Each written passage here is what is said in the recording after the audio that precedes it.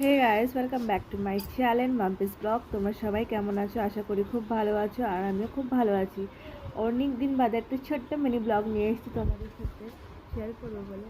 আসলে আমাদের ঘরে অনেক অনেক নতুন নতুন অতিথি এসছে, সেটা তোমাদের সাথে শেয়ার করবো। শেয়ারই করা হয়নি। আমার মা লক্ষ্মী, রাধাকৃষ্ণ, গোপুসোনা সবাই এসছে, তাদের সাথে আজকে তোমাদের পরিচয় করিয়ে দেবো। আর তো কেমন কি হয়েছে তোমরা সবটাই দেখতে পারবে। তো বহুদিন হয়েছে ব্লগ করি না, তো ভাবলাম চলো আজকে মিনি ব্লগের মাধ্যমে আমার পুজোটা তোমাদেরকে শেয়ার করি। তো আজকে নর্মালি আমি এখন পুজো করছি। আর সত্যি কথা বলতে মূর্তিগুলো আনা হয়েছে ঠিক কথা, বাট আমি এখনও কারোর প্রাণ প্রতিষ্ঠা করে উঠতে পারিনি। ইচ্ছা আছে বড় করে একটা ধুমধাম করে পুজো দেব, তাই এখনও প্রাণ প্রতিষ্ঠা করিনি। সামান্য জল মিষ্টি দিয়ে ঠাকুরকে এখন পুজো আর্চা দিচ্ছি, তাই একটু কদিন বাদে তারপরেই দেব, তখন তোমরা দেখতেই পারবে ব্লগে। তো এখন আমি সুন্দর করে ফুল টুল দিয়ে ঠাকুরকে পুজো দিয়ে নেব।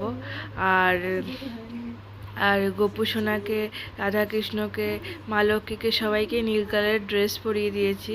খুবই কিউট লাগছে। আগে আমি সাজিয়ে নিই, তারপর তোমাদের সাথে আমি ভিডিও শেয়ার করব। আর ওইদিকে আমার শোকেশের ভেতরেও একটা কৃষ্ণ আছে, তাকে আর জায়গা দিতে পারিনি রাখার। তো খুব তাড়াতাড়ি আমার রাধাকৃষ্ণ আর মা লক্ষ্মী, গোপু সোনার একটা বড় সিংহাসনের জায়গা আমি করতে চলেছি, সেটাও তোমাদের সাথে শেয়ার করব। আর তখনই একবারে তাদের প্রাণ প্রতিষ্ঠা করব।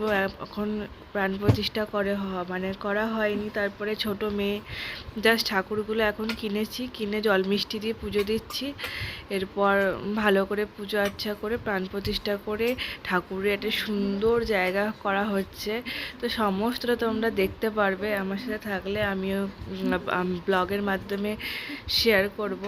তো এখন আমি স্নান করে এখন পুজোটা দিচ্ছি। আর মাম্মা বাইরে খেলা করছিল, তাড়াহুড়ো করেই দিচ্ছিলাম, কারণ ও ভীষণভাবে দরজা পেটাচ্ছিল। আর ও ঘরে আসলে না ভীষণ ডিস্টার্ব করে, একবার এটা ধরে, একবার ওটা ধরে, একবার এটা ফেলে দেয়। জানি এখন ও অনেকটাই ছোট, তাই ওর এখনও বুদ্ধি হয়নি। যাই হোক, তো আমি এখন সুন্দর করে ঠাকুরকে খেতে দিয়ে নিচ্ছি। আর কালকে মা লক্ষ্মীর আর আমার গোপুসোনার শাড়িটা জামাটা কেচে দিয়েছিলাম, সেটা এখন তুলে নিয়ে আসলাম। বেলকুনিতে মেলা ছিল, দেন ওটাকে এখন সুন্দর করে ভাঁজ করে রাখবো।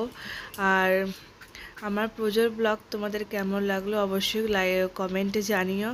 আর ভালো লাগলে অবশ্যই কমেন্ট করো, তাহলে আমি আরও নতুন নতুন এইরকমই ছোটোখাটো পুজোর ব্লগ তোমাদের সাথে নিয়ে আসবো আর শেয়ার করব।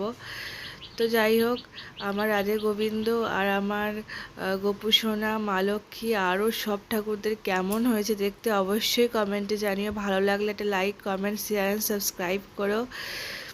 তো তোমরা ভিডিওটা কন্টিনিউ দেখতে থাকো। আর হ্যাঁ, যারা যারা এখনও আমার চ্যানেলে ভিজিট করোনি, অবশ্যই আমাদের চ্যানেলটা একবার ঘুরে এসো। আর প্লিজ প্লিজ একটু সাপোর্ট করে দিও।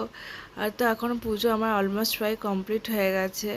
এখন আমি ওই শাড়ি কাপড়গুলো একটুখানি ভাঁজ টাজ করে নিয়ে রেখে দেবো একটা ঝুড়ির মধ্যে। এখন সব জামা কাপড় আছে।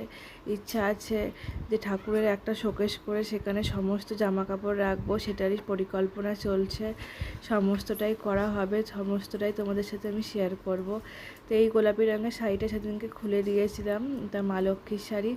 আর রাধা মাধব আর শাড়ি কাপড় সেরকম কেনা হয়নি, এক সেটই কিনে এনেছি, পরে আবার কিনে নিয়ে আসবো। তো দেখো কত সুন্দর করে ফুল দিয়ে আমি সাজিয়ে নিয়েছি আমার রাধাকৃষ্ণকে, আমার মা লক্ষ্মীকে, গোপু সোনাকে, সবাইকে একই রকম ড্রেস দিয়ে। কেমন লাগলো অবশ্যই জানি।